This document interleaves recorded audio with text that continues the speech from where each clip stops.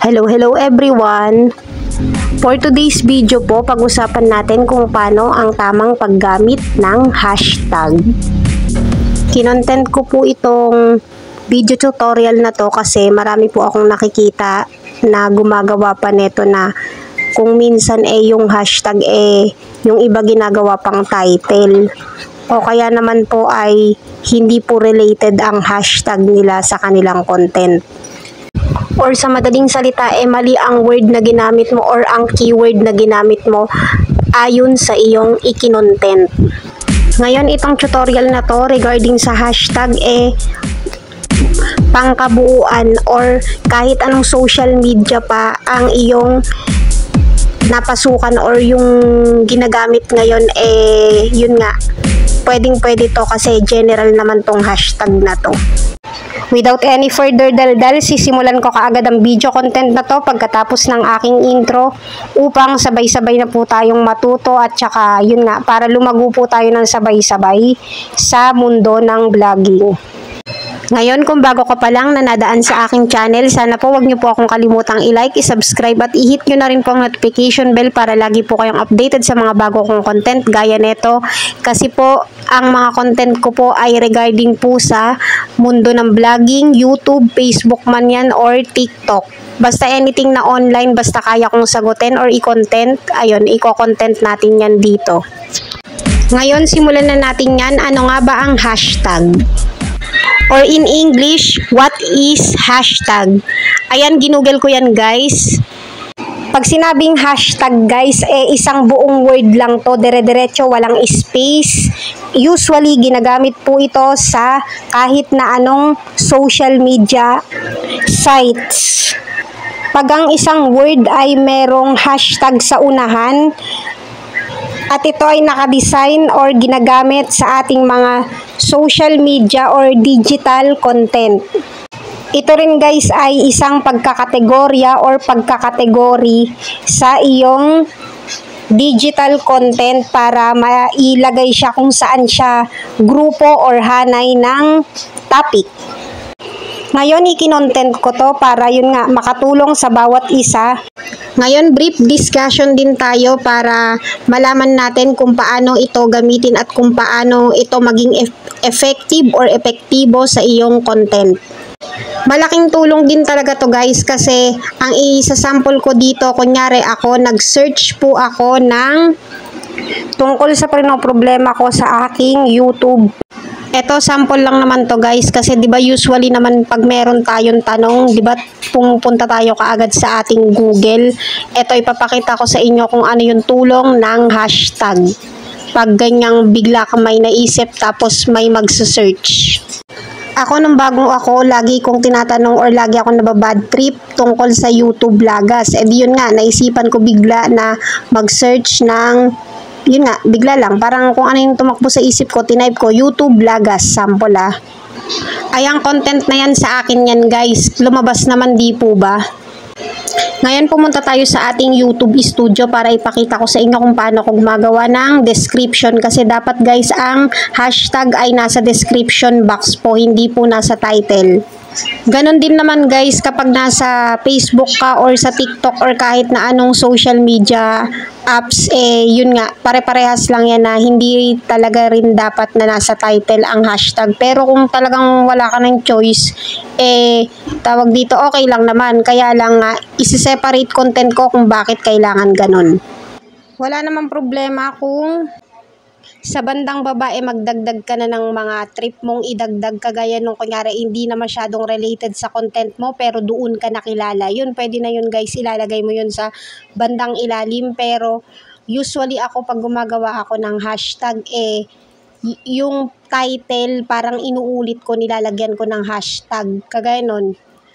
Etong sample content ko dito na YouTube vloggers, nilagyan ko siya ng hashtag ng YouTube vloggers at saka hashtag vloggers. Basta yun, bahala ka na guys. Basta ilalagay mo pa rin yun. Tapos saka mo na idagdag yung mga kasunod mo pa na maiisip mo. Kagaya vlogger, subscriber. Basta yun hashtag vlogger, hashtag vlogging, hashtag subscriber, kasi related din naman siya sa subscriber, hashtag YouTube subscriber.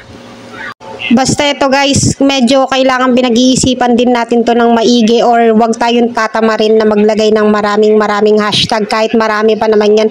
Yan kasi usually dyan sa description mas mahaba po ang pwede ninyong ilagay dyan. Hindi kagaya dun sa isang yung kagaya nung tag. Separate tutorial na lang din yun pero importante din yun. Kung kanina sa YouTube, eto, punta tayo sa Facebook. Kasi same lang naman din siya guys. Yun nga lang sa Facebook, magiging isahan. Bali parang iuuna mo lang naman yung pinaka-title pa rin pag naglagay ka na ng description. Kasi di ba isahan yan? Or wala naman siyang title na kagaya sa YouTube. Title muna tapos yun, ibaba mo na yung bala ka na kung may mga idadagdag ka muna bago yung sa mga hashtag mo. Kasi ang importante lang naman doon meron kang mga nilagay na hashtag kasi ito yung magsisilbi mong keyword tool. Kumbaga, pag yun nga, may naisip yung nagsusearch, kunyari, aquarium, yun nga, may re-recommend yan, lalo kung nasa top yung mo or maraming views, yung parang ganun. Kaya paano siya dadami ng views kung hindi mo dadamihan ng hashtag ang description ng video content mo? Kasi yung hashtag na yan diyan igru-grupo yung content mo. Kagaya nga, kung ang content mo nga is kagaya nga, naglilinis ka nga ng aquarium, yun nga, tapos nilagyan mo yan ng mga hashtag. Kung nilagyan mo siya ng hashtag aquarium, di masasama ka rin dun sa lalabas na, kunwari, may nag-search ng aquarium, sasama ka dun sa mga lalabas. Parang ganun lang naman yung logic dyan guys, kaya yan, malaking tulong din yan, kaya wag nyo pong i-skip yan or lagyan nyo po ng laman yan. Yung Facebook page ko na pinakita kong sample na yan guys, tawag dito, konti lang yung video content ko dyan kasi yun nga, kakastart ko lang this month. And yan po yung inaasikaso ko ngayon since monetize naman na tong YouTube channel natin na to. Ngayon, dalawa kasi yung Facebook page na inaasikaso ko. So far, ayan yung mas uunahin ko ngayon yung Miss Pau Asuncion Personal Vlog na FB page. Na yan? Nakapag-apply na po ako at meron na pong $sign yan sa in-stream ads and hoping na na makuha ko yung sa tawag dito live ads kasi ang pinakakulang ko lang doon basta na-reach ko na yung 600,000 na minutes viewed. Ang kinukumpleto ko lang doon yung panibagong 60,000 na minutes viewed at saka yung kulang doon sa minimum na 10,000 followers. Tapos yan naman yung diyang tungkol sa description na yan or yung sa hashtag na yan. Kung sakali naman na nakalimutan nyo siya upon uploading ng content niyo okay lang naman yun guys kasi na-edit naman yan. Punta ka lang din dun ulit, balikan mo lang dun sa sa Facebook page mo, tas yun nga, i-edit mo lang yan guys. Tas ganun din sa sa YouTube, kung YouTube yan. Punta ka lang sa YouTube Studio, yun, pwede mong i-edit yan para malagyan mo siya ng mga description o ng iba pang mga details. Sa mga nagsisimula pa lang as content creator, talagang kailangan natin yung na yan, diskarte na yan, kaya lagyan natin yan guys. Kasi kung yun nga, pwede yan kung malaki na yung yung community mo or yung followers or subscribers mo. Pwede nang i-skip mo yan pero yung iba naglalagay pa rin naman yan kahit malalaki na yung followers nila or subscribers nila.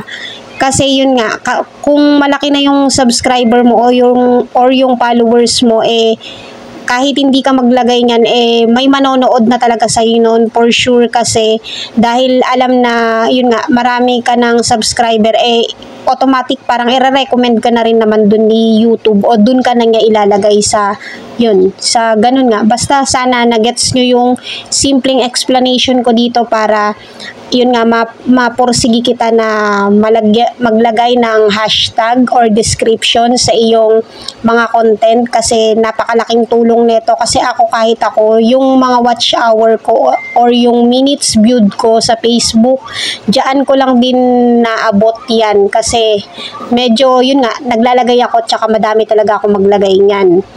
Yung dyan naman sa Facebook page ko yan mukha lang konti yung content pero yan so far ngayon tatrabahuin ko talaga yan at sisipagan ko mag-content dyan. Kaya tawag dito kasi nag-delete ako dyan bago ako tawag dito, nag-apply sa monetization kasi yun nga, para syempre ma-approve, yun nga, sa awa naman ng Diyos na-approve naman ako dyan. Kaya ngayon hindi ko napapahabain ng video content na to, pero sana nakatulong. Sa ngayon, nasabi ko naman na lahat ng nais kong i-share sa inyo or ituro sa inyo, kaya hanggang dito na lang ang vlog na to. Thank you and God bless. Bye!